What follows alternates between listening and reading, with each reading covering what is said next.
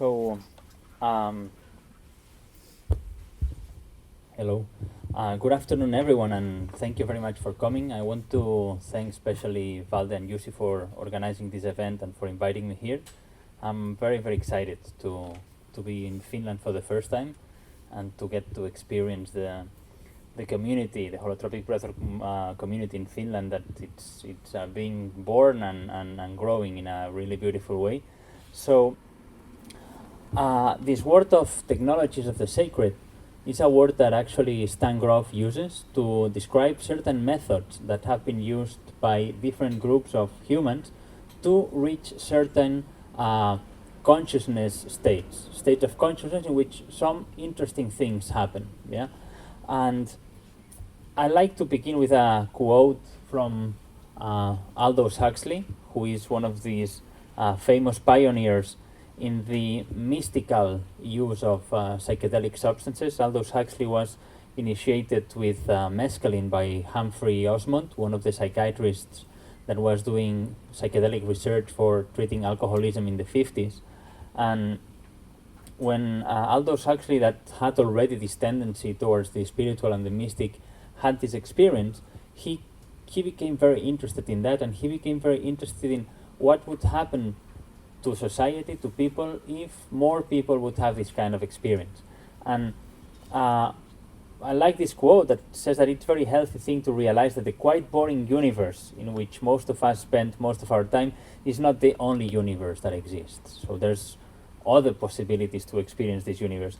And he thinks, I think it's healthy for people to go through this experience. So it's healthy to realize that there are other ways of experiencing the world, or possibilities of experience in our field of awareness or consciousness. We have this other quote about from the brother David Stendhal Rast. He's a Benedictine monk, but he has also experience in non-ordinary state of consciousness. And he says that if you always read about swimming, it's a good idea to jump into the water from time to time. Yeah, there are things that you can just not learn from books, not even from the Bible.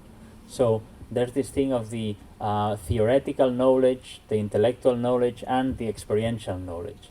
And this is a beautiful quote coming from someone that has devoted his life to spiritual life. It's apparently someone that devotes the life to this spiritual inquiry should have an experiential knowledge of that, and that's what he's pointing. No, like maybe you read the Bible for your whole life, but there's things that you're not even going to understand just by reading. There's a degree of experience that it's needed there. That's another quote by Steve Jobs, that he talks about his LSD experiences in his early years when he was young. So Steve Jobs didn't become a psychedelic pioneer. He did not become totally focused in consciousness research or psychedelic activism at all. But he says that basically LSD showed him that the coin had two sides. You know, and when you come back from the experience, maybe you don't remember what is on the other side of the coin, but the fact of knowing that there are two sides of the coin, it makes you think different. And actually Steve Jobs, he changed the relationship between humans and machines. He thought in different ways that humans and machines could interact, which is something that had not been done before him. You know, so, and in a way it's similar to what Aldous Huxley was saying. There's other ways of experiencing the world. So all the things that these three guys are talking about is about different states of consciousness, consciousness that we can reach, that they have some kind of impact on our worldview or our spirituality or our learning. Okay, so mostly what we're going to be talking during this lecture is about different states of consciousness and ways to get to different states of consciousness. And I think that if we would go into the definition of what is consciousness, it would become very, very complicated. I mean, if you look into the dictionary, what is consciousness? If you look into psychology books, what consciousness is, it's very, very messy. It's like always kind of, it's the capacity of be conscious of yourself. It's like no way to really describe what consciousness is. So we're not going to describe consciousness. We're just gonna skip this difficult question. But what is interesting is that there are different states of consciousness. So without knowing or without defining what consciousness is, we can be aware of different states, different kinds of consciousness. For example, when you are studying, when you are focused in something, this is one state of consciousness, in which the consciousness, in a way, can become more narrow, more focused, so you're not paying attention to things that are happening around you, you're just focused on your book, on your writing, on one thing. The consciousness is focused. So that's one specific kind of consciousness. If you have a surgical intervention, that's a different state of consciousness. Your body is there, but there is no awareness of your body. It's like you are asleep, but even more than sleep, because you are not aware if they are doing an intervention, you're not aware of pain, When you're sleeping, that's also a different state of consciousness, because you are not aware of what is going on, but with certain stimuli you can become aware. And again, in sleeping you can sleep without dreams, or you can sleep with dreams. And what happens in dreams, it's very different than what happens from normal daily reality. In waking reality, in what we would call the ordinary state of consciousness, the time goes from past, present, and future, and in a linear way. Space has 3 dimensions, so we know the physical rules of our ordinary state of consciousness. But in dreams, things can be different. You can be in your house in a dream, and you open the door of the toilet of your house and you appear in the Sahara Desert. Yeah? And that in a dream is not a strange thing. This is something that can happen. In dreams you can fly, you can breathe underwater. So the laws of physics, the laws of what is possible in dreams is different than from the laws that we are under in the normal consciousness. Another interesting state of consciousness, sometimes people report that when they are driving, and you already know how to drive, you take your car, you go to your job, but you are not really aware of what has happened in between. It's like you are doing something, you're driving, but you're not really paying attention to the driving. You don't notice the songs that they are playing in the radio, and you get home and it's like, okay, I don't know which street I have been going to, and I have not a lot of awareness of what was happening during that moment. Meditation is is actually a technique to induce or to look for specific states of consciousness. When we are in deep meditation, we can experience ourselves in a different way. Content comes, but we can have this meta perspective, so it's a different kind of consciousness, in the sense that we don't attach with what is happening. We don't identify with what is happening. So you can feel one emotion, but it's different that if you get angry when you are driving, that all of a sudden, boom, you become that anger and you shout at the driver. When you are meditating or in meditative states, you can be aware of that anger, but you are in a way detached from that anger. So that's a different state of consciousness as well. I talked already about dreams. No? You can be dreaming and you can be this famous quarterback from the NFL, but then when you wake up, you have to go back to your normal job. Yeah. So what is interesting about this is that this consciousness, although we don't know what it is, it's a continuum in which consciousness can happen. So there are different degrees, different states of consciousness that we can experience, and actually in one day we go through many different states of consciousness. We all sleep, we all work in one day, we become distracted, maybe we meditate, so our consciousness shifts a lot in just one day. But usually this is something that we are not taught to be aware of. It's like there is one consciousness, and everything that modifies that consciousness in a way can be scary, can be somehow special. So when we talk about modifying consciousness, for a lot of people that sounds like a dangerous thing. Like, why would you want to modify your consciousness? What are you looking for when you modify your consciousness? What's the reason that is taking you to want to modify the consciousness? For a lot of people that sounds dangerous. But as we will see during the whole presentation, we human beings, we have devoted endless time and resources to develop these methods to alter our consciousness. So the history of mankind, besides many other things, is a history of having tried to find ways and perfect the ways to modify our consciousness in a certain direction, in a specific direction.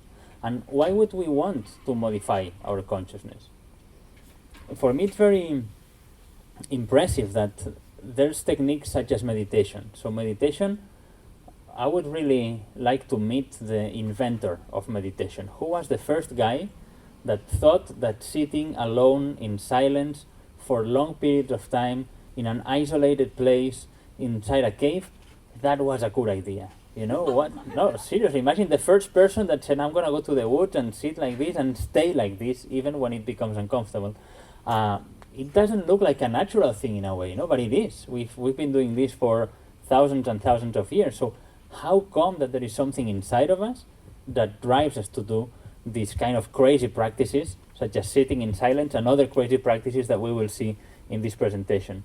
So basically we have two main boxes or two main objectives when we try to modify our consciousness.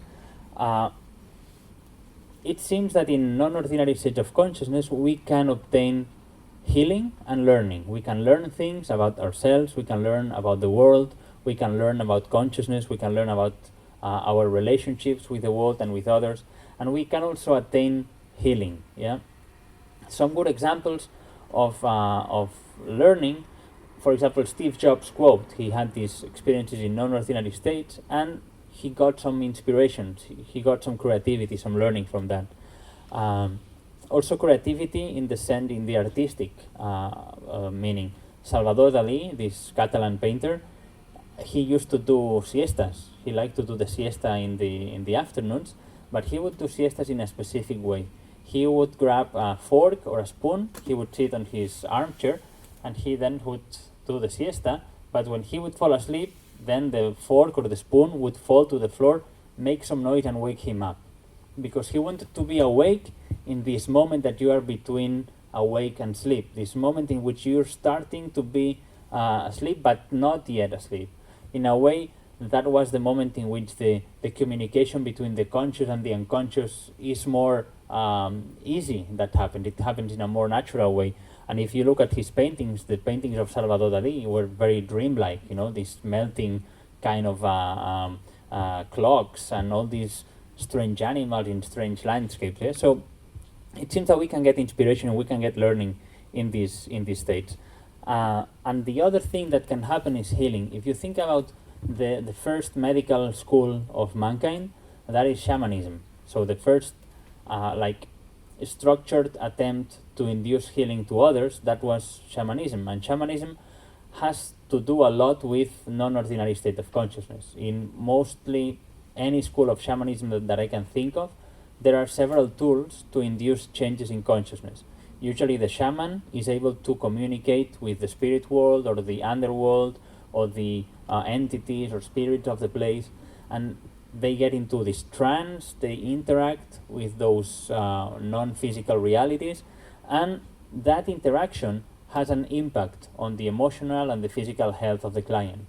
So it seems that the shaman or the person under the treatment of the shaman, they go to these non-ordinary realities, something happens there, and that induces a change that it's supposed to be positive healing for the person.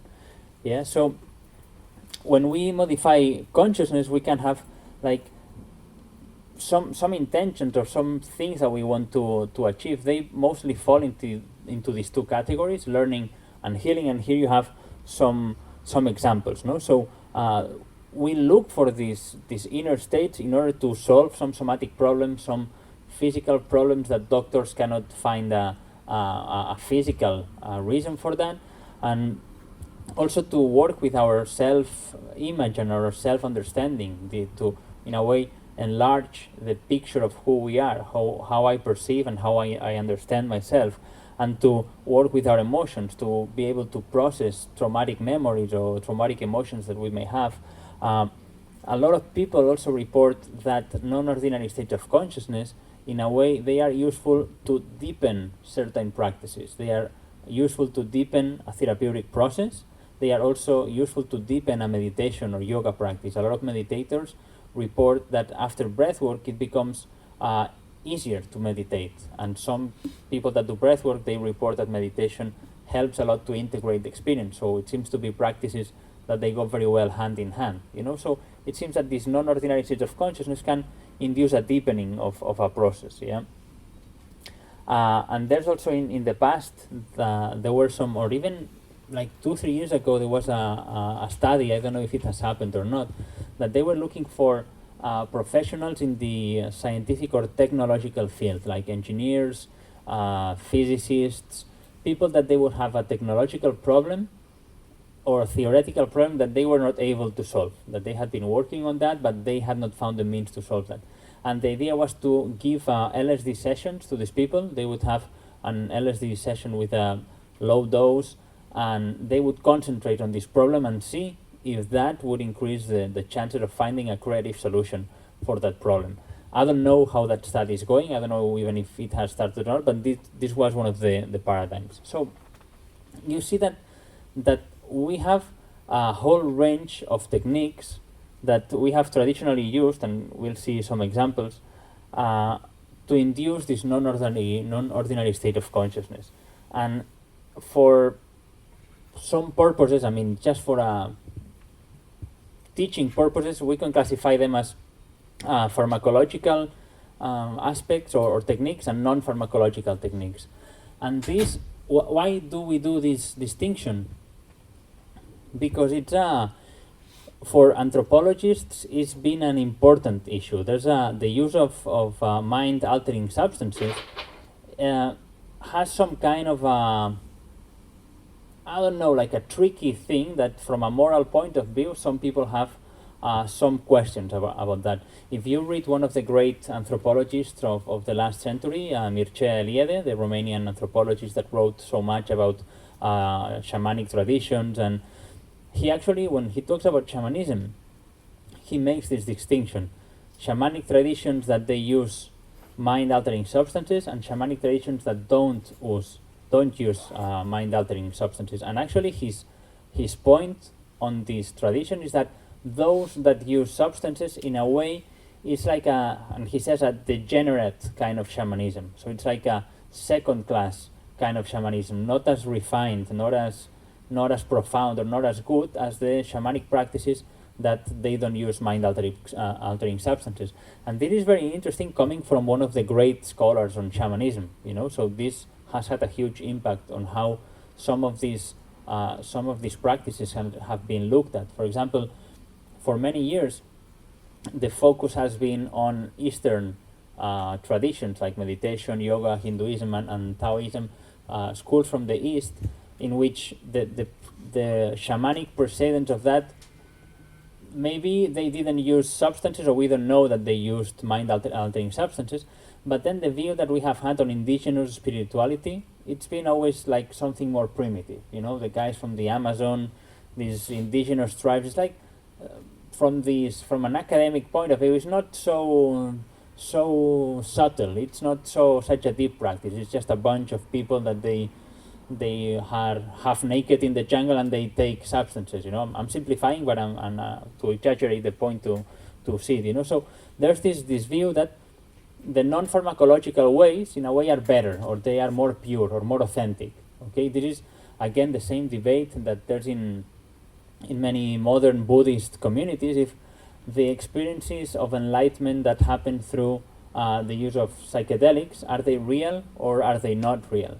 Okay, then there's a huge debate, and different schools of Buddhism, they take different stands on that. And some people say that yes, they are valid experiences.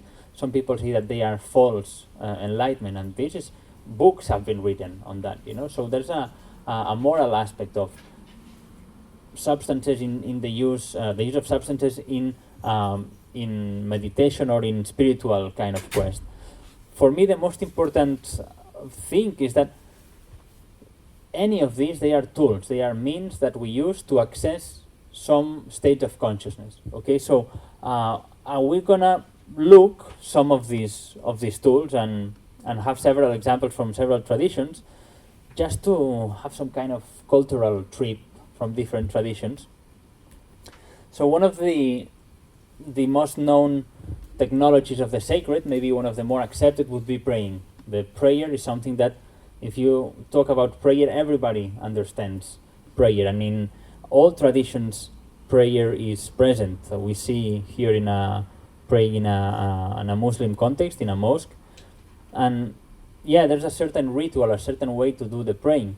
Praying some people report deep states while praying, like high states of devotion. Other people report it more being like a kind of mechanical thing. You go there, you pray, and then you go home. So although it's a technology of the sacred, it works very well for some people. It doesn't work so well in order to attain a non-ordinary state of consciousness. Yeah. In the Jewish tradition, prayer is also there, although prayer in this case has a lot to do with the use of the mind. Like reading the Hebrew Bible, the words have certain meanings, certain the way of reciting those words. It's also kind of trance-inducing. When you're reading the Psalms and everything, and there's a lot of emphasis on the cognitive aspect of that, the inquiry, using your mind to really try to understand these non-ordinary states of consciousness, to understand the mysteries of creation. But if you ever seen the prayers that happen in the Jerusalem wall, you can see people that they are really into a trance. They are doing this kind of praying, they are repeating certain prayers, and from the outside it can be very, very impressive. I remember the first time I was in Jerusalem, it was at night, and this was actually in a holotropic breathwork workshop that happened in Tel Aviv. Stan Grof was there, and in the evening the facilitators took us to visit Jerusalem. We got there quite late, maybe 10 or 11 at night. We got in, and on the sides of the wall there's like some closed parts of the wall, and there's like thousands of books there. I don't know if you've ever been there, but it's quite impressive. And it was not full of people, but there were maybe 30 or 50 people at 11 or 12 at night, and they were covered with a talit, with this tefillin on, and they were praying, and the atmosphere was quite impressive. So people in complete trance, repeating the name of God or singing the Psalms or whatever. So you could see that those people were into a trance practice. They were in a non-ordinary state of consciousness. In the Christian world, we also see praying is also a very common practice, and there's ritualized ways of praying with the rosary, which is very similar to the Muslim and also the Buddhist kind of rosary. So there's certain techniques when you are praying the rosary. It's also a trance-inducing technique. I heard my grandma many times praying the rosary, and they do the Ave Maria, da, da, da, and they keep going and going and going, and in a way it's like a half an hour of meditation.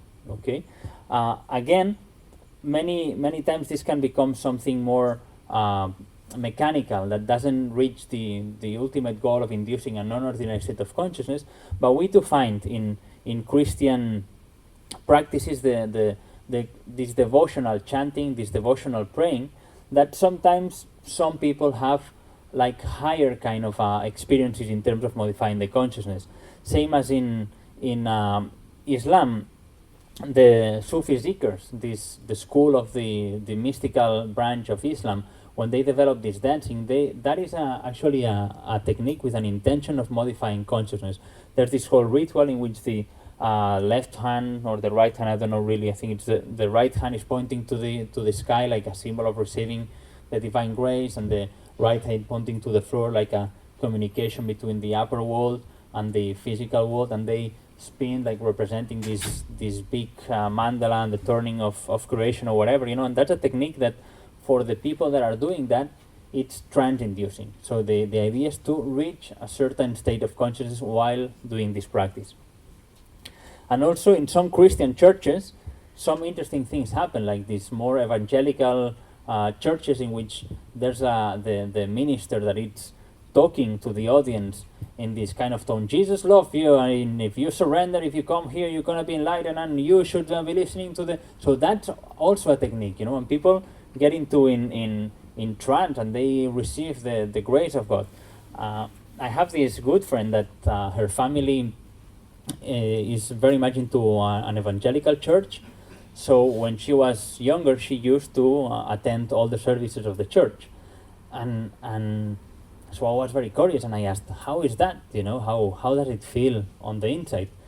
And she told me, well, now I don't believe in any of that, but when I was going there, it really worked for me. So they would take me in the first line where the preacher was, and the preacher is telling you, receive the grace of God, and they touch you in the head, and then you faint, and you faint for real, and people have to hold you, and then you're speaking in tongues, you're having all these experiences that we can see in breathwork, so these are techniques that in a way they work for the people that are there. It's a technique that can induce these kind of experiences, and my friend has abandoned totally the church, but when I ask about the experiences, she's like, no, but yeah, things were happening there. I was getting these strange experiences, I was shaking, I was feeling like uplifted. So there's a technology there. In the sense of technology, something that we use in order to achieve an objective, okay? We have also seen or talked a little bit about meditation, and again, it's not fair to say meditation because there's different styles of meditation, but in a way this is different than the other some other practices that we've seen, in which meditation is something that you do with yourself, and in a way you don't need an external object, you don't need an external God in which you focus. It can be depending on the tradition, but for example, in the Zen tradition, it has a lot to do with sitting with yourself and just doing the practice. That it's not really an objective of what meditation should take you to. I was reading lately about meditation and Buddhism, and they say that actually if some student in a long retreat, like this 3-month retreat or long retreats, they start getting experiences of enlightenment, they have this satori, or this feeling that, wow, they in a way they have arrived to the objective of meditation.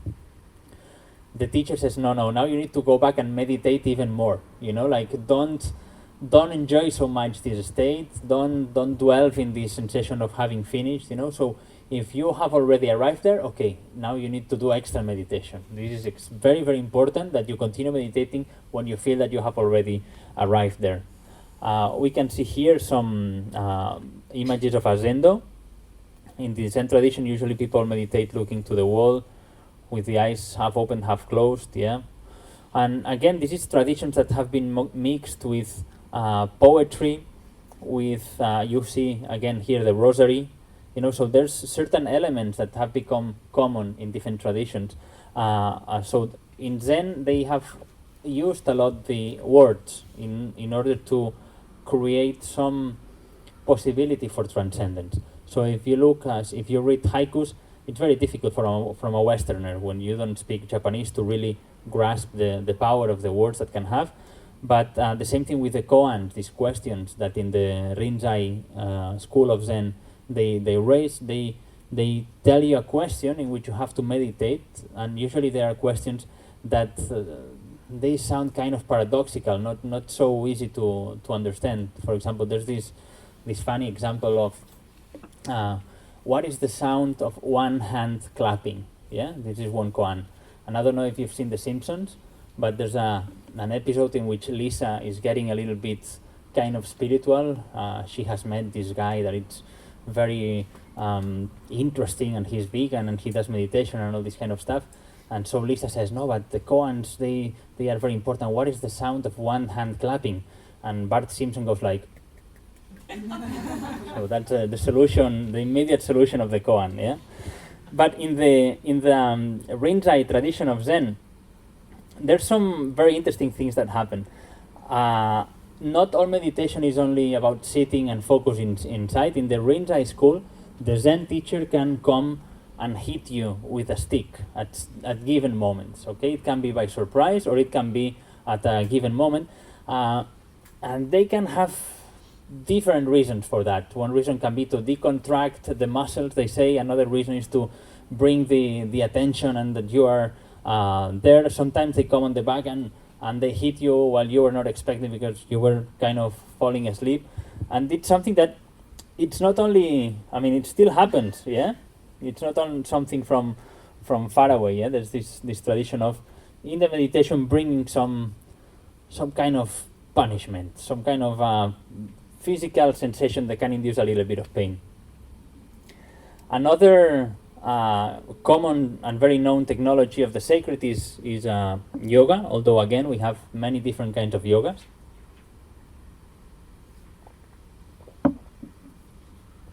And the thing that we know more is the physical part of yoga, the hatha yoga, yeah? And nowadays, hatha yoga has become has become many things, a business, a practice that a lot of people do, a path, a spiritual path, also a path for health, but there is this physical component of yoga, but in a way, what some of the yoga teachers that I've had, they said, and this changes from school to school, no, but what they say is that the physical practice in a way is only the warming up for being able to sit in meditation, and in a way to clear your body from tensions, clear the channels, so when you can sit in meditation, then you can get easier these samadhi experiences, yeah? So and in the yoga tradition, they are developed this chakra system. That's the understanding of the evolution of consciousness, the understanding of what happens in the subtler dimensions of the body goes through the system of the chakras, and the postures of yoga and all the cosmology of yoga has to do with what happens in these chakra systems. And one of the techniques that they use in yoga, which is also interesting for us that we do breathwork, is the pranayama, which is and that's very specific. It's the control of the consciousness through the breath, and they have different kinds of breathing to do specific effects. So they do the Kapalabhati, which is this fast kind of breathing, and that's to increase the temperature, to increase the energy, amongst all other things. I'm no expert in pranayama, but it's like a warm-up, like an idea to bring the energy before the practice.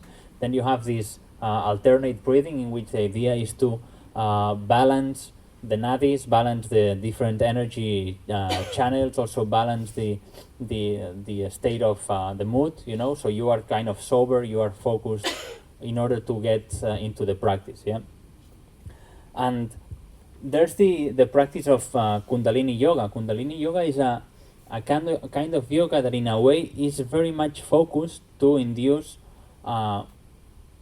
maybe the objective is not to induce non-ordinary states of consciousness, but they want to activate, to wake up the Kundalini, which is a serpent that they represent it as serpent, which they say it's the representation of Shakti, which is the Shiva Shakti partner, and that's like a feminine energy. It's also the energy of creation, and when you wake up that energy and it goes through the chakras, it can produce a lot of enlightenment and amazing experiences. It can awaken psychic power. So in a way, it's a really powerful spiritual path, and it's full of non-ordinary states of consciousness.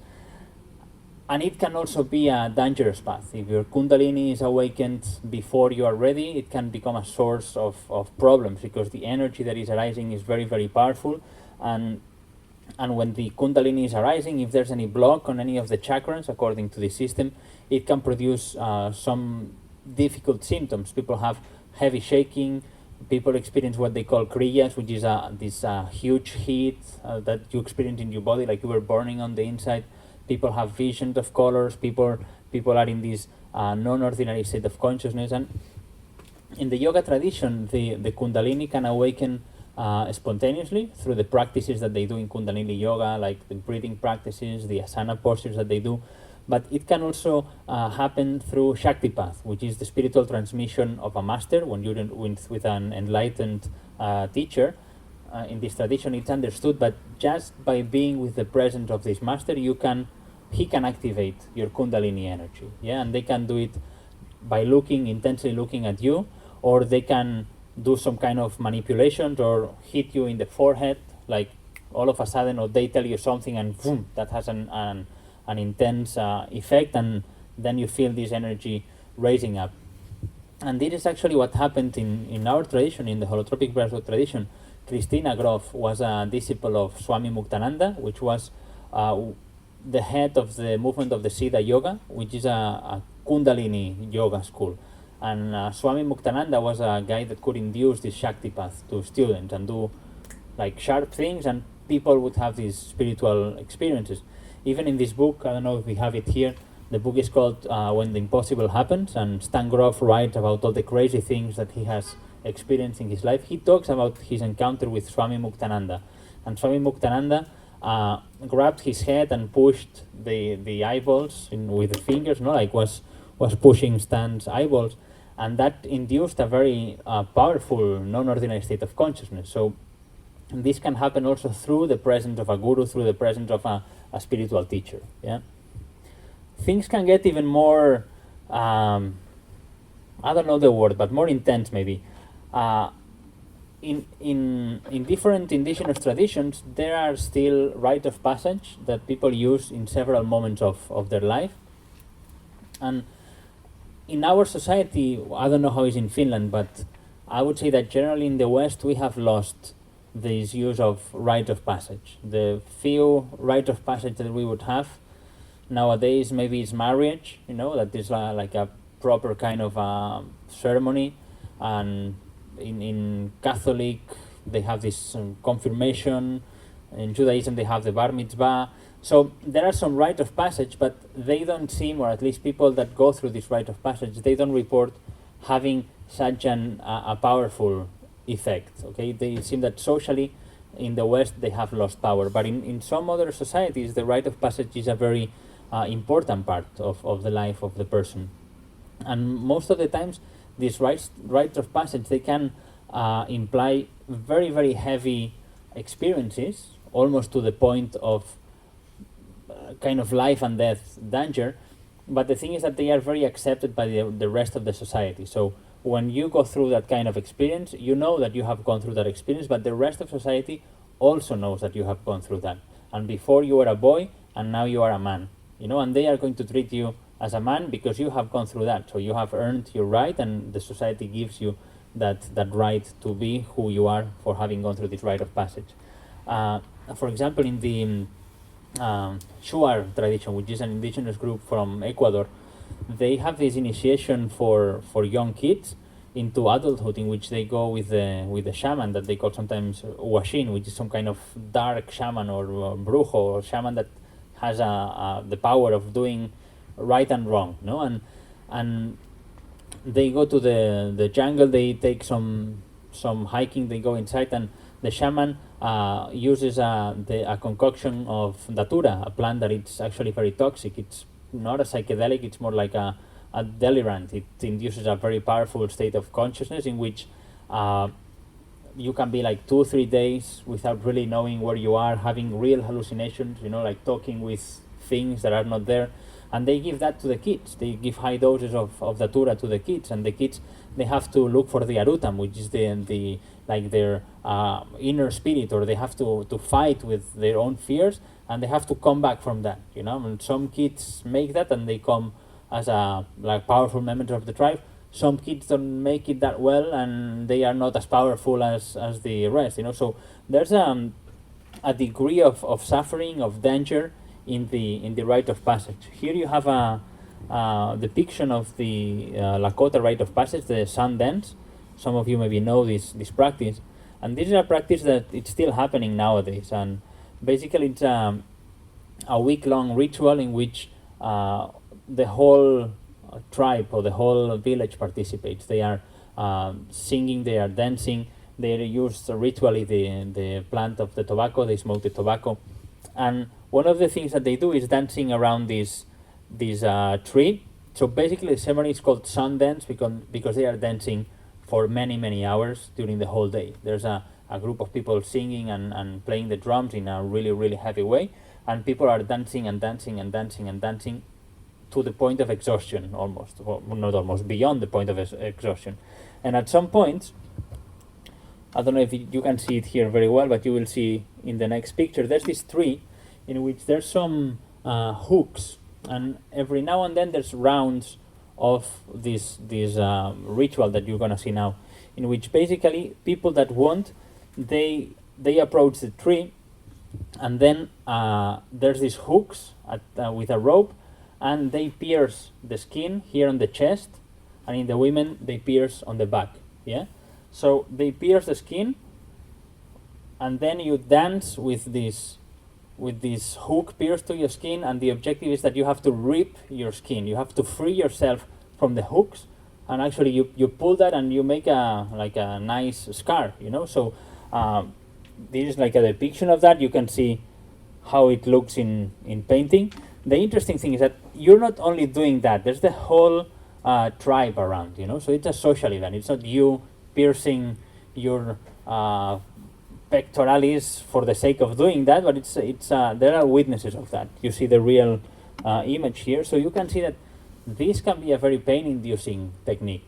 Also, a very exhausting technique. People are dancing under the sun. There is no shade. This is in the United States, in the south of the United States, with heavy sun and high temperatures, and they don't eat, they don't drink for long periods of time. So it's in terms of technology of the sacred, this can look very, very powerful or very scary if you have to go through that.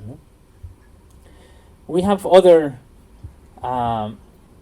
techniques in our that are more close to our society that also have to do with abstinence and pain. Yeah, it's the fasting has been a technique to induce certain states of consciousness, to induce purification situations in the Catholic tradition.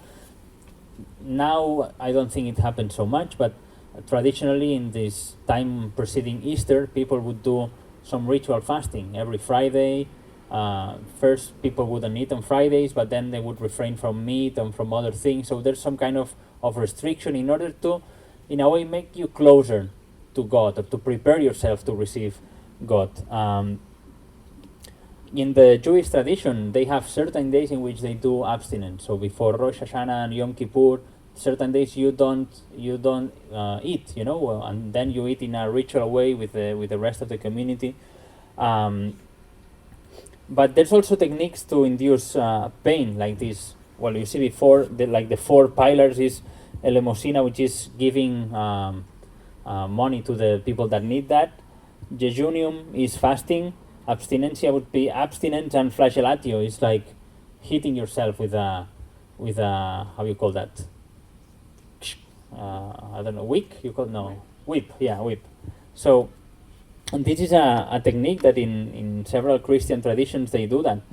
Even in the Philippines, when they celebrate this Easter time, they do these real crucifixions. They don't kill the person, but they put the person in the cross, and they even pierce the hands with a hammer and nails. So it can become very, very I don't know which is the word, but it looks a little bit wild from the outside, at least. Yeah. In the Shia tradition in Islam, they have this day that I don't remember how it's called now, but it's one celebration in which they do these parades on the street. They walk on ashes, even kids, kids walking on burning ashes. And then they do this procession in which they have a sword, and they hit the head with a sword. And not with the sharp side, but with the flat side. So they hit the head, but for hours. And they walk, and for hours they hit the head. And that ends up with everybody covered in blood throughout the streets. The streets are covered in blood. Some of them, they even hit themselves not with a whip, but with razor blades, so with knives, and all the bag is full of blood. So again, this is a really, really heavy, a really, really powerful kind of technique. If you want to induce a non-ordinary state of consciousness, I am sure that this works, but oh my God, there's no, seriously, you need a lot of faith, a lot of conviction, that this is going to actually be meaningful, but thousands of people do that, so these technologies of the sacred sometimes can be quite messy, yeah. In shamanic practices, as we were saying before, there are different kinds of shamanism, and the shamanism that was more studied was the Siberian shamanism, in which the tribes usually use the drum. The drumming is the technique to go into trance, and again, it was practiced both by men and women. So the drum, in a way, is a way to induce this trance experience, this journey into the underworld or the upper world. Yeah. You see some more images of shamans with the ritual dressing. So there's an aspect of the importance of the performance. So if we're gonna do something that is gonna be meaningful, it has to look meaningful in a way. When we do a ritual, the ritualistic parts, the dressing up, the songs, everything has an effect on how that works. And these are the things that they can look like this is folklore, but actually this is where the technology is, you know. So why the shaman is wearing the feathers and is not wearing something else? Well, I don't know, because throughout the years they have gone perfecting the ritual, so it becomes more impressive, it becomes more effective, you know. So everything is done with the intention to support this easier access to the non-ordinary states of consciousness. Same with the trance and channeling in the voodoo tradition in Haiti and in the Caribbean. They go very easily into this channeling of spirits, and they have certain spirits that they know, and when a spirit comes to you, they say that the spirit is riding you, so you are becoming like the horse or the vehicle for the spirit to ride you and perform. Yeah, they have different kinds of spirits, and you also see some influence of these African voodoo, Caribbean voodoo, and spiritism kind of approach in some Santo Daime schools or Santo Daime churches, in which they bring the Umbanda tradition, which is more the spiritist tradition, and during the Daime rituals, some people become possessed by several kind of spirits. A friend of mine that knows quite a lot about this, because she's been living in Mapia, which is like the main place for the Santo Daime tradition. They perform some social kind of rituals, and people are possessed by some spirits. And he says, for example, that there's a spirit, I don't remember the name, but that it's a female spirit, and it's very sexual. It's a very sexual spirit. So when someone becomes possessed by this spirit, they start behaving in a socially unacceptable way, in a sexual way. But in that ritual, it's understood that it's the spirit that is doing that, so it's okay for the person to do that. And she told me, well, you know, in the Orthodox kind of Santo Daime school, homosexuality is a taboo. I mean, you cannot be a homosexual. But in any of these gatherings, you as a male become possessed by this entity and you behave in this more homosexual way, that is socially acceptable. So it has a role also in the social environment. Or you behave in an aggressive way, that is also okay. You start, there was another spirit that's very interesting, that is like a truth teller. You are possessed by the spirit and you start saying all the things that cannot be said, you know, like he and she are having an affair, but he is married, and this guy hates the other guy, and he stole this thing from the other, you know, but then it's not your fault, because it's the spirit that has done that, you know. So, and that has a social function, you know, like, okay, clearing all the secrets that happen in society, but in a ritual way. So then it's no hard feelings. It's like, it's not you, the one that's been telling the things that cannot be said. It's just that it needed to happen for the health of society. Yeah. Another technique that has been traditionally used also to induce particular kind of experiences is the temazcal, which is the sweat lodge. Here in Finland, I don't think I have the authority to talk about sweat lodges or saunas or temazcal, because you probably know much more than that, so I'm gonna skip this one. There's this nice picture. The sweat lodges I've been in, they don't look as organized, as beautiful as this, you know. It was much more sweaty, we're much more packed one with another, but it's a nice picture. And this is some of the sweat lodges that sometimes they do in the American traditions. There's been a problem here with the O. So curanderismo, the shamanic tradition in which the main purpose is healing. And healing in these traditions can happen through different means. This is a Colombian shaman. This is Maria Sabina, which was one of the first, most well-known shamans. And she was known because she was the one that gave magic mushrooms to Gordon Wasson and the first white men that went to Mexico to try the mushrooms. And the way that Maria Sabina was healing was through the mushrooms, but also through the prayer. So the interesting thing about Maria Sabina shamanism, and most of the shamanism that happens in our century and the previous century, is that it's very mixed with Catholicism. Yeah. And then, so Maria Sabina was using the mushrooms, so was also praying to Jesus, to the Mother Mary, to God, and they were reciting all these Catholic prayers. I have this very good friend. He's from Mexico, but he comes from a Sephardic, from a Jewish tradition, and he was very passionate about shamanism. And since he lived in Mexico, he went to visit different shamans that use mushrooms and other substances and other plants. And he found one of in the Zapotec tradition. And he said, sir, I want to learn with you. I want to become your apprentice. And he said, okay, very well, you can come and apprentice with me. He had been in some ceremonies and he liked very much the way that the thing was happening. And he said, okay, what should I do to learn the shamanic way that you practice? And he said, do you have a rosary? I said, no, so go to town and buy a rosary. First thing you need to learn is to pray in the Catholic way, And he was like, well, this is not what I was expecting. How come that I need to learn to pray the rosary to become or to learn this kind of shamanism? So he never went that way, but it's an interesting approach. That we think that everything is going to be about the non-ordinary state of consciousness, but there's part of the technology of shamanism that is using other methods that they have been learning through the actually they have been imposed through the centuries, but now they use in a creative way. In India and in Nepal, there's also the ritual use of cannabis and other substances by some branch of sadhus. Sadhus are these men that they devote their life to the spiritual seeking. They have no possessions, they have no ID card, no passport. For the Indian administration, they are dead. So if you're a sadhu, you are dead. It's like you don't count anymore as a citizen of the country because you are in another kind of dimension. So there's this specific kind of sadhus that they are called the agoris, and the agoris is a tantric school in the sadhu tradition.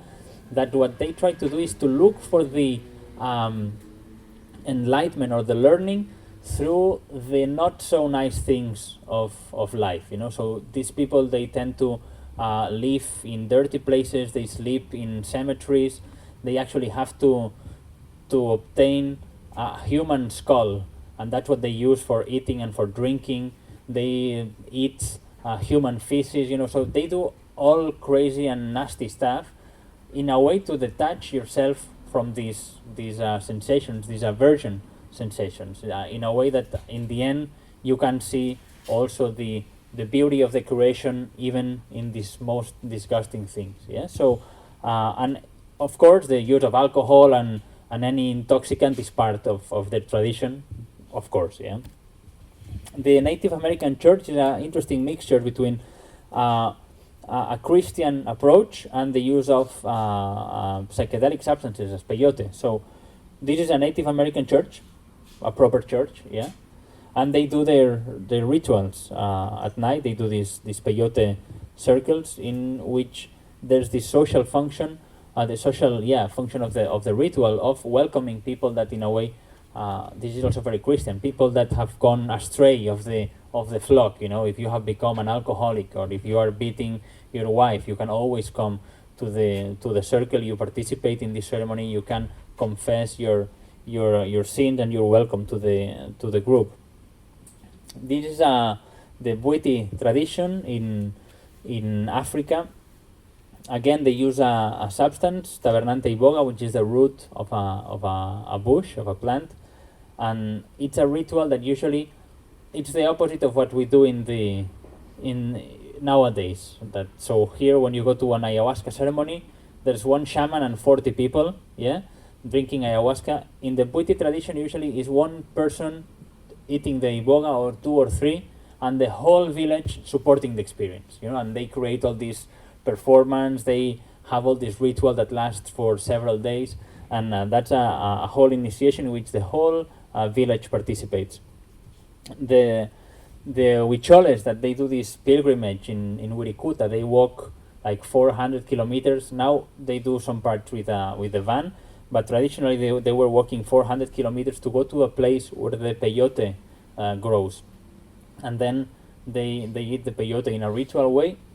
And they have also this tradition similar to what we were saying about the Santo Daime and the secrets of the village, in which before having the ceremonies, they make this sharing circle, and they need to confess what they have done. Like once a year they confess, so this year, I had an affair with your wife, and did this and did that, and that people cry, people suffer, people get angry, but in a way, this is the purging, this is the clearing that they do before taking the peyote, because imagine what is to be sitting next to someone that you've cheated with his wife, and you're taking peyote. Oh, that's not the way that a good technology of the sacred could work. You're not going to have a good experience. So they have this ritualistic way of, in a way, purging, clearing, and forgiving what has happened. So then you can go into these transcendental dimensions in a better and easier way, maybe. Yeah.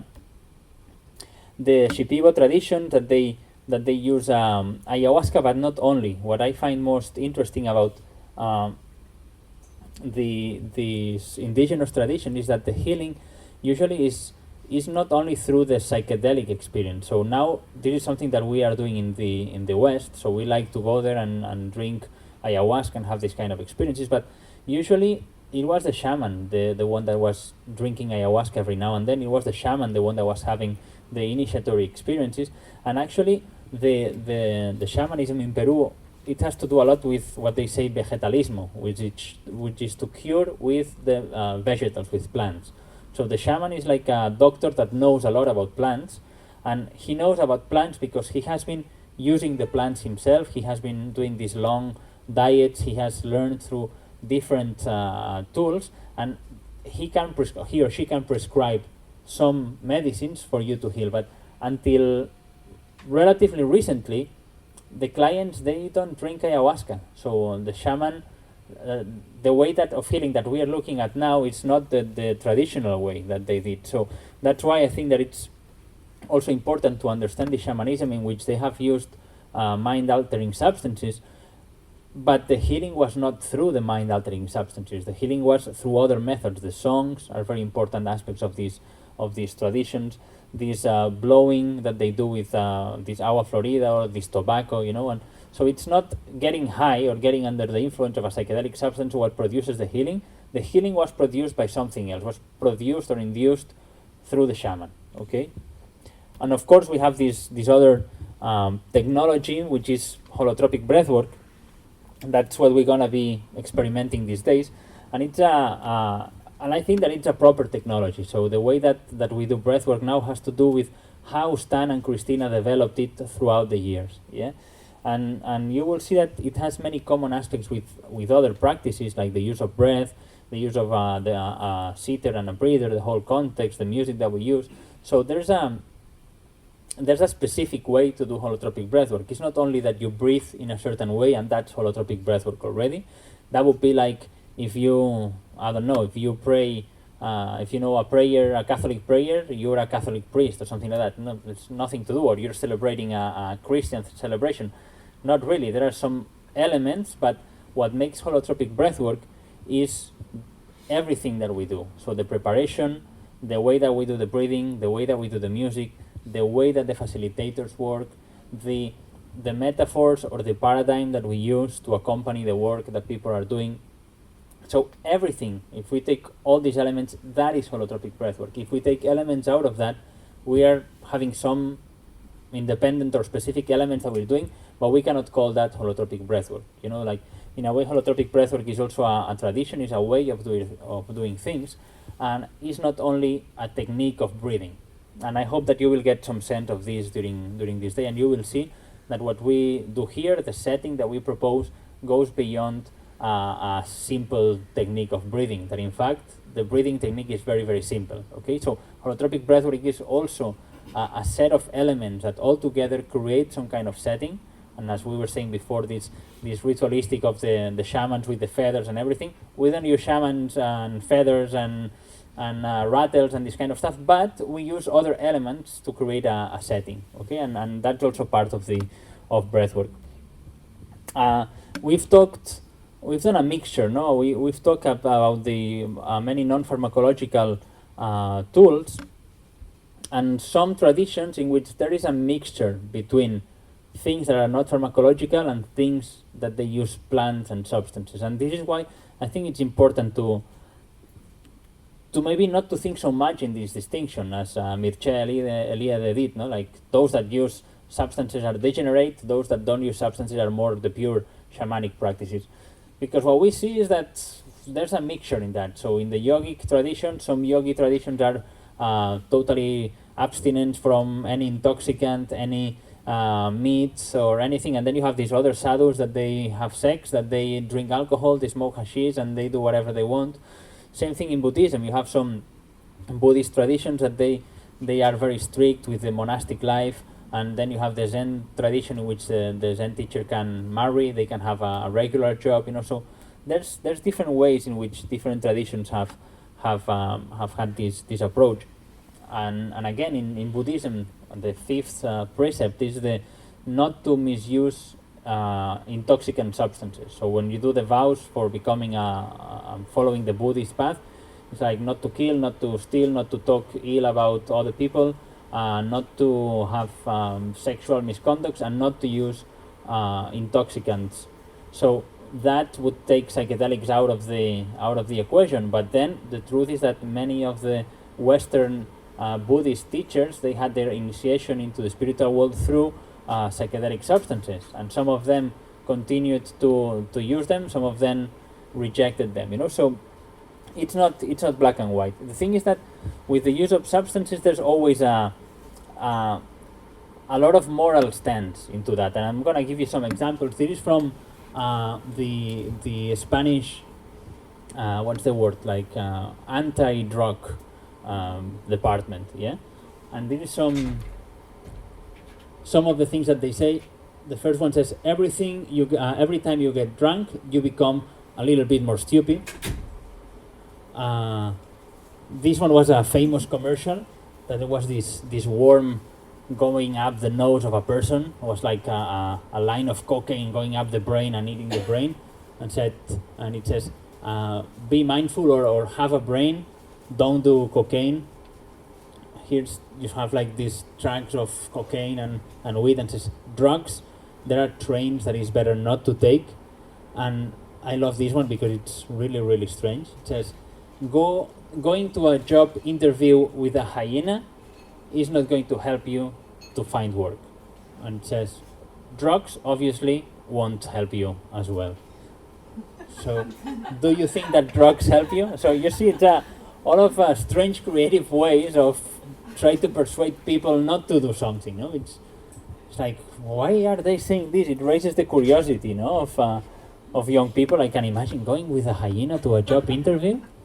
Maybe that would be interesting, So, but the thing is that the kind of substances that we are talking here is not all the substances. So we are we're talking about the use of some specific substances and some ways of using those substances. And I don't know how it's the scene here in Finland, but I would say that in the Western world there's been a shift in the last 5-10 years. There's been more and more research appearing about the use of psychedelic substances for therapeutic purposes. So one of the very famous studies is the use of MDMA, which is what many people use in dancing clubs, and they call ecstasy. I don't know the name here in Finland, but ecstasy is a common name. This is the substance that has been or is being researched to treat PTSD, post-traumatic stress disorder, mainly in people that have suffered sexual abuse or war trauma, or people that work in like the police officers or firemen, that they are in touch with heavy situations. So MDMA is being used, and actually it seems that it's going to be approved in a couple of years as a treatment for PTSD, as another possible treatment. Yeah. So society is starting to accept the use of these substances for therapeutic purposes. Same thing with psilocybin, which is the active principle of magic mushrooms. Psilocybin is being researched for several things. One of the things that is happening now is the treatment of resistant depression, which is something that affects a lot of people in the world, depression. So people with depression, many times they have received different treatments. Citalopram, escitalopram, a mixture of benzodiazepines and antidepressants, SSRIs, SNRIs, MAOIs, and sometimes it doesn't work for them. So people that have resistant depression, there's this new treatment that actually in the US they called it breakthrough treatment. So a treatment that they are gonna allow to go faster and to really invest in the research. So psilocybin seems that it could have a use for the treatment of depression. Not only depression, also there's been studies for smoking cessation and alcohol cessation. So the use of psychedelic substances to fight the misuse of several substances, which is interesting, to use a drug in order to treat drug addiction. And that reminds me of what Bill Wilson, which is the founder of Alcoholics Anonymous, and Carl Jung, they had this debate, and they were talking that addiction in the end is a spiritual disease, that people that are hooked to a substance, they are not hooked to the substance only, they are hooked to the experience that they hope to have, the connection that they are longing, this experience that the first time that you drink or that you take cocaine or that whatever drug of choice, that experience of connection, that things are okay, that you don't need anything else, So people are trying to repeat this connection, And Jung said that the only solution for dipsomania, which is an old word for alcoholism, is religiomania. So the use of religion or spirituality for please. Yeah, I just find it important to say that the difference between depression with drugs like exercise and using LSD or psilocybin is that with drugs you have to take it over and over again and you're hoping to change the brain chemistry. But with LSD or psilocybin, the experience, you only have to experience it once. That's why they want to break that. With therapy, the experience somehow changes your brain and change is permanent. Yeah, thank you for the input. And that's a very interesting shift in paradigm, because then the healing doesn't come because you're taking chronically medication. There's a treatment that aims to induce a certain experience, both in the biological and the psychological level, and that can have an impact on your general mental health, which is a very interesting approach to mental health, that it's not the common approach that we have now, yeah? So the kind of substances that are being researched, they are substances that they have received different names, and the name that we use for a substance, it has implications. So you have different names here that have been traditionally used. The first name that comes to mind to many people is hallucinogens. It's like substances that generate a hallucination, and a hallucination is to see something that is not there, to perceive something that is not there. And in that sense, it is not a good name for the substances that we are talking here, because when you take MDMA or you take LSD or you take one of these substances, you don't see things that are not there. You see the same things that are there, but you have different perceptions, different cognitions. So a lot of people don't like the word hallucinogen, although from the Latin etymology, the ancient meaning of hallucinogen means from hallucinare, which is to navigate your soul. In a way, that is a beautiful it's a beautiful word, So maybe the word hallucinogens can come back again, but with this idea of navigating your own soul. And the other word that was used, especially in the 50s, is psychotomimetic. That means that they mimic psychosis. So if you take LSD, you're gonna have a transient psychosis. That was the idea from the 50s and the beginning of mainly the 50s, some research in the 60s, that was thought that LSD experience could in a way be a training experience for psychiatrists, because it sends you to the world of your clients. You can understand psychosis from the inside, and then you're more able to help your patients. Then people saw that these substances can do much more than induce a psychosis, but in a way they were right in the sense that having gone through this kind of experiences can help you to deal better or support better people that are going through non-ordinary states of consciousness. Not that the psychosis is the same as a psychedelic experience, but in a way, knowing that there are different states of consciousness can be useful to understand a little bit better the worlds that patients or people suffering can experience. Then there's the common word, which is psychedelic, that was coined by Humphrey Osmond, and it comes from the Greek words to reveal your mind, to manifest your mind. Yeah, and that's the word that it's being used mostly now, although it has some stigma from the 60s and the 70s. When we think about something psychedelic, we think about a lot of colors, strange patterns, hippie-like looks, so it's a word with a little bit of stigma.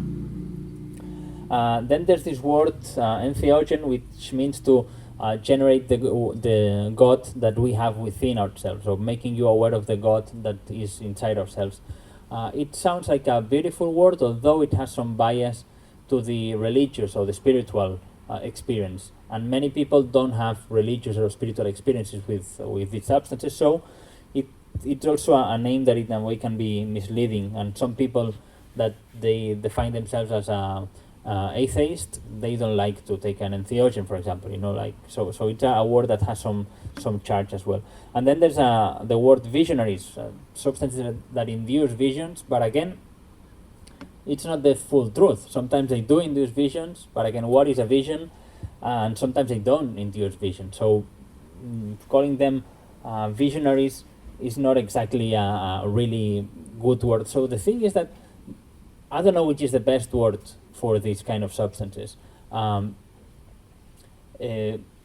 main word that I use is psychedelics, because it's the word that most people use nowadays. But what I like the Stan Grof approach when he talks about holotropic state of consciousness. So whatever substance you use, whatever tool you use, the important thing is if this tool, if this substance is taking you to a state of consciousness that can actually be helpful, it can be good for the healing and for the learning. Okay, so that's what we're looking for, that's the interest. So Stan Grof calls this state of consciousness holotropic states. Yeah, and this is the idea. These tools, these substances, they can induce holotropic state of consciousness, states that can be useful for healing and for learning, and that's the most important thing. And there's different ways to classify these substances. This is from a chemical point of view. There are like two main families, the tryptamines and the phenylethylamines. And the main thing here is some substances that resemble serotonin, which is a neurotransmitter that we have naturally in our brain. So tryptamines, they resemble more serotonin, and phenylethylamines, they resemble more dopamine. So in a way, these substances, they are similar to some of the things that we have already in our brain. That is why they can have the effect that they have. And there's other substances from other families like iboga, manita muscaria, that I know that also grows here, ketamine, which is quite known now for being used in depression. So one of the classifications could be through the chemical kind of approach. Another classification can be through the effects, the kind of effects that they induce. And then we have like three big families, we could say. We have the classic psychedelics, we have the entactogens or empathogens, and then the dissociative psychedelics, or psychedelic dissociatives. Yeah. And we're gonna do a brief review of this. So classic psychedelics like LSD and psilocybin, mainly what they have is this important shift in the perception and the sensation, cognitive changes, different interpretations. There's usually this huge perceptual kind of change. So colors are seen in a different way, sounds are seen in a different way, physical sensations can be perceived in a different way, visions are usually induced. Everything is in a way very enhanced, like emotions, positive emotions can feel very, very positive, challenging emotions can feel very, very challenging. So they are, Stan Grof calls them non-specific amplifiers. So in a way they amplify everything, but in a non-specific way. They don't take you to anywhere in particular, they just amplify what already is inside. Yeah. And a lot of people, they say that this kind of experience looks more like a trip, like you're going somewhere, there's a whole story, a whole narrative happening, and then eventually you come back. Yeah. And classic psychedelics, they have an easy tendency to connect us with transpersonal or spiritual or archetypal levels. So for example, you can be, it's famous in this book from Aldous Huxley, that he took mescaline, he was looking at a table or a chair, and in the legs of this table, he saw the whole creation develop there, like the foundations of creation, and those legs of the table, everything was there, and they were just wood, a random chair or a random table.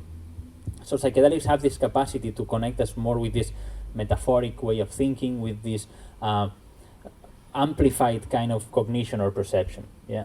Then we have this other very important family, which is the entactogens or empathogens. The name entactogen and empathogen. Entactogen would be a substance that generates contact within, so a substance that allows you to be in touch with yourself. And this is a very good definition. And the other word is empathogen, which is a substance that would generate empathy. Yeah, and both words are very, very good to describe some of the effects of mainly MDMA and other substances, but the queen molecule in this group is MDMA, which in opposition to the classic psychedelics, MDMA most of the time does not induce very powerful changes in perception and cognition. So the world looks exactly the same as usually. Perception is the same as usual. The sense of the ego is also usually very, very similar to everyday consciousness, while with classic psychedelics one can have these ego dissolutions, the boundaries feel very blurry, you can melt with the whole universe.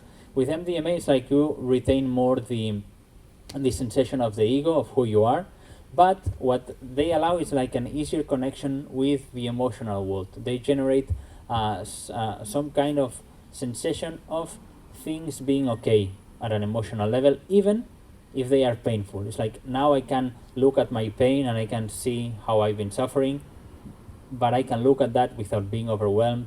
People can do reviews of traumatic events that can happen without being so overwhelmed by the intensity. This happens especially in these PTSD studies, in which there's been war veterans that they experience challenging situations in war, or people that have gone through sexual abuse or any kind of abuse, and in a way they can relive the experience. They can look again at that what happened there, and in a way reprocess that and find a more adaptive way, a more useful way for them to look at that event. It's like, okay, I was abused, I was hurt, I was really, really scared, but I can look at what happened there. I feel guilty about that, I should have done something. I also feel very angry about that, but I feel very scared. So people can have a wider picture. They can get in contact with the traumatic event without being overwhelmed with this traumatic event.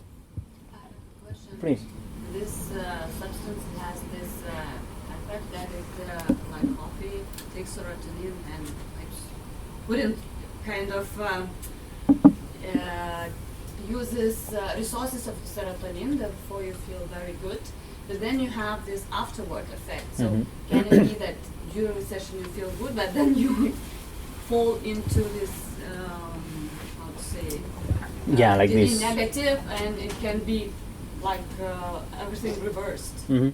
Well, this is something that traditionally has been said about MDMA, especially in recreational or non-supervised use. In this party kind of, or this more psychoanalytic or more psychedelic way of using these substances for dancing and clubbing and festivals, and there's this concept of the midweek blues. So you take MDMA on Friday or Saturday and everything is fantastic, but then by Tuesday, Wednesday, then you have this, you're starting to you feel a little bit low. There's people that they experience some depressed mood the days afterwards, and this is something that and that has been seen, that many people report that happens, but particularly in the recreational use. So in the clinical studies, this doesn't seem to happen that much.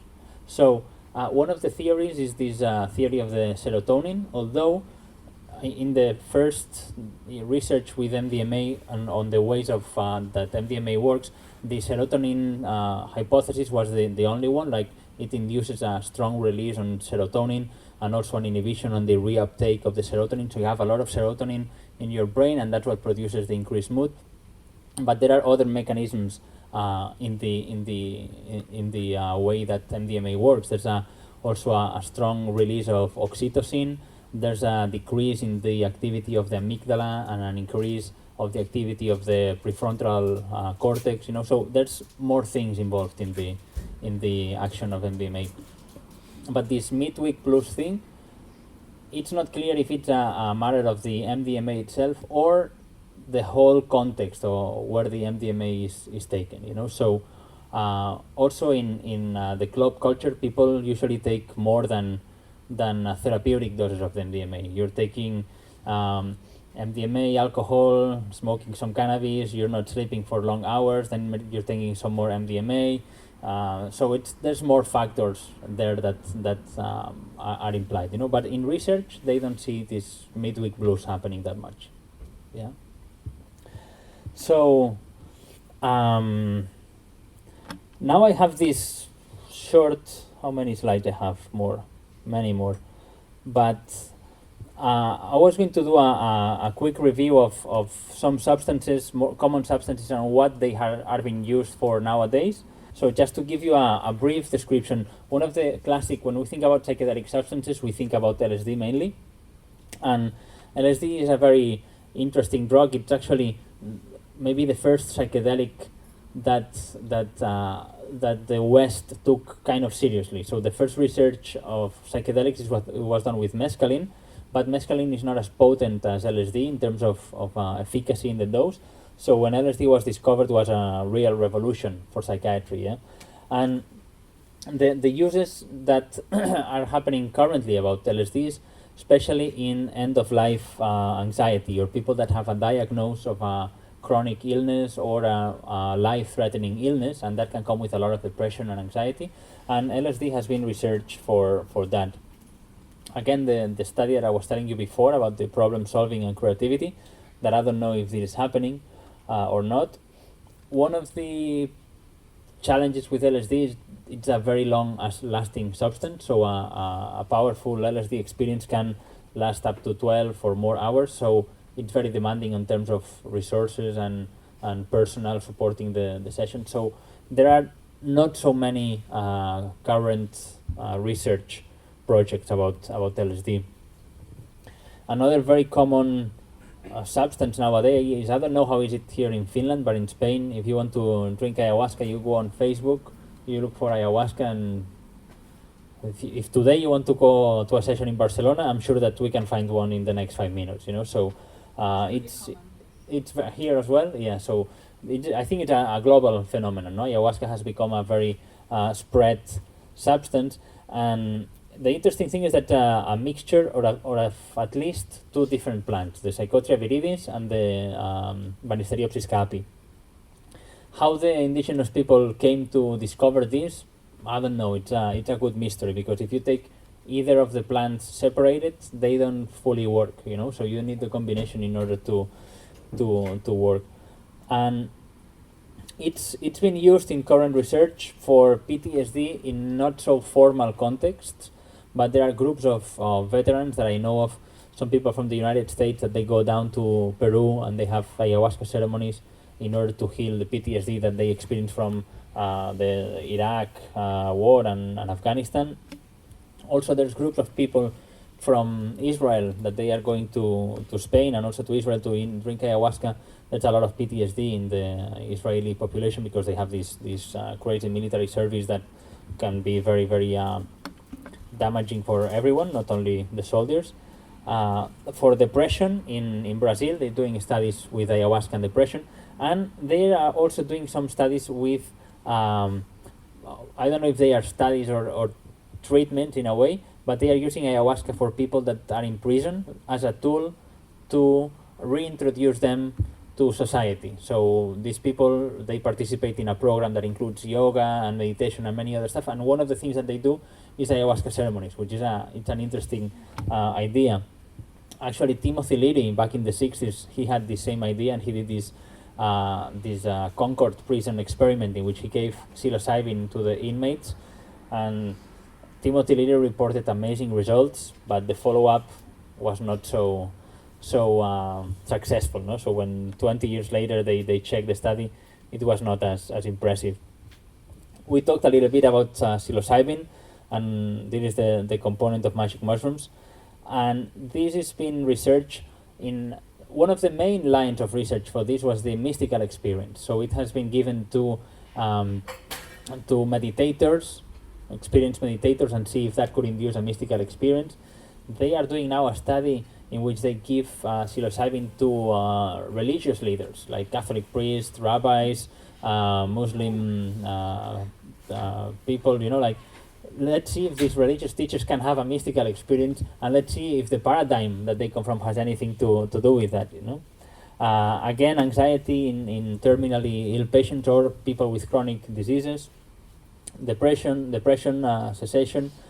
They told me that here in Finland, it's so there's this company that is doing the depression studies, and there are going to be different depression studies in over many places in Europe and the United States. Actually, in Barcelona, there's 2 studies for psilocybin and depression that are going to be having, and then it was planned that in Finland one would happen. But as far as I know, there's been problems with the ethics committee. So when you want to do a research, you have to submit that to the ethics committee. The ethics committee look at the protocol, and some scholars of some people at university, they decide if that can be done or not. And apparently that has not been accepted yet. There was some people that they were not so sure of if this is a safe thing to do, or you are drugging people, or what is happening. So this is sometimes one of the challenges that research finds, that sometimes it depends on the decision of few people, that they might have not so much information about this field, and they have to take decisions of, do we do this research or we don't do this research? But hopefully in the future it can also happen here in Finland. It would be very interesting. Mescaline, which is a component of cactus, and basically it was research for alcoholism, but again, it's a long experience. It's difficult to synthesize. It's more expensive. You have to take almost half gram of mescaline to have full effect. So for research purposes, it's not so easy to research with that. MDMA, which we've talked about MDMA, and current research PTSD, which is the main thing for MDMA. Also couples therapy. It seems that these the empathy that MDMA can generate, it can be a good tool to work in couples therapy. The communication can be more fluent. And also alcoholism in the UK, although I don't know if that study has started or not. And ketamine, which is a substance that is used every day in intensive care unit for anesthesia, for sedation, and it's a very safe anesthetic because it doesn't reduce the cardiovascular or the heart rate nor the breathing rhythm. So in emergency situations like in war situations or intensive care unit situations where you need a fast kind of sedation and reduce in the pain, you can administer high doses of ketamine without worrying too much about the death of a patient, because nobody will die of a cardiac arrest or a respiratory arrest. And so it's used very often in hospitals, but it has interesting psychedelic effects as well. So when they use it in hospitals first, they need to use a sedation, usually propofol, and then ketamine, because if you do it the other way around, the kids, they get these crazy psychedelic trips and they report these most crazy things when they come up of the experience again. So usually they use a combination of ketamine and a sedative before, And apparently ketamine can have very, very good results with depression. People now they have created this intranasal spray, like this thing when you have a cold, you use this intranasal spray of S-ketamine, which is a derivative of ketamine, and it seems to have good effects in depression, although the effect usually doesn't last longer than a week, so then you need to repeat the administration. And it's funny that they are doing this with S-ketamine, and some people say that ketamine and S-ketamine are the same effect, but ketamine has been used for a long time, so you cannot patent the molecule, but S-ketamine is a new thing, so you can charge 600 euros for this intranasal applicator. With ketamine, it could be maybe, 10 euros or less. So there's also always economic interest in research, So I would have like 30 more slides that I won't have time to cover. I want to show you this one. When we're talking about the use of substances, we are not talking only about chemistry, we're not talking about the effect of the substance, but we're talking about a field of things that happen around. And in a way, we need to understand that the results that we get from using any substance, but again, any technology of the sacred, does not depend itself on the technology that we use. It depends on what we're using, like the substance, where we're using that, the setting, the context, the set, which is your mindset. Which moment of your life are you in? With which intention are you doing that? What expectations are you having about the experience? Then what you do before and after, the preparation and the integration of the experience. And then also, who are you doing it with? Which is the personality of the sitter, of the guide, of the therapist, who, or the shaman, who is doing that experience with you? And then, of course, your own personality, who you are, what moment are you in, yeah?